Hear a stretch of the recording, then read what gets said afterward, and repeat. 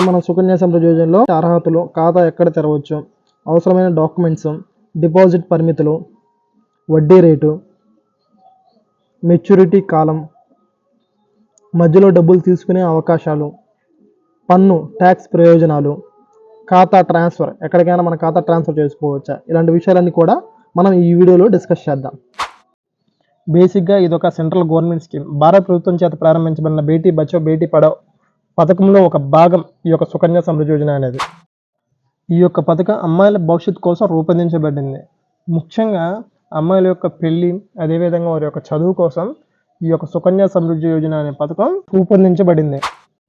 అర్హత, ముఖ్యంగా ఈ పథకం ఎవరి కోసం రూపొందించారు, దీనికి ఎలిజిబుల్ కావాలంటే ఏమేమి అర్హత ఉండాలంటే, ఆ అమ్మాయి యొక్క వయసు అనేది 10 సంవత్సరాల లోపు ఉండాలి.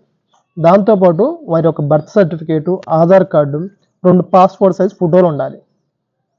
వారి యొక్క పేరెంట్స్ ఎవరైతే తల్లిదండ్రులు ఉంటారో వాళ్ళవి కూడా Aadhaar card, PAN card, address proof కింద rice card, gas bill, electricity bill ఇలాంటివి అందించాలన్నమాట. ఈ యొక్క ఖాతాను ఎక్కడ తెరవచ్చు అంటే, మీకు దగ్గరలో ఉన్న పోస్ట్ ఆఫీస్ కానీ, అదేవిధంగా బ్యాంక్స్ ఏవైతే ఉన్నాయో మన గవర్నమెంట్ చేత రికగ్నైజ్డ్ అయి ఉన్న బ్యాంక్స్, ఎస్బీఐ, యూనియన్ బ్యాంక్ ఇలాంటివి ఉన్నాయో వీటిలో కూడా మనం ఈ యొక్క ఖాతాని తెరవచ్చు అనమాట. డిపాజిట్ పరిమితి మినిమం సంవత్సరానికి 250 నుంచి మ్యాక్సిమం 1,50,000 వరకు మనం ఈ యొక్క ఖాతాలో డిపాజిట్ చేసే సదుపాయం ఉంటుందన్నమాట.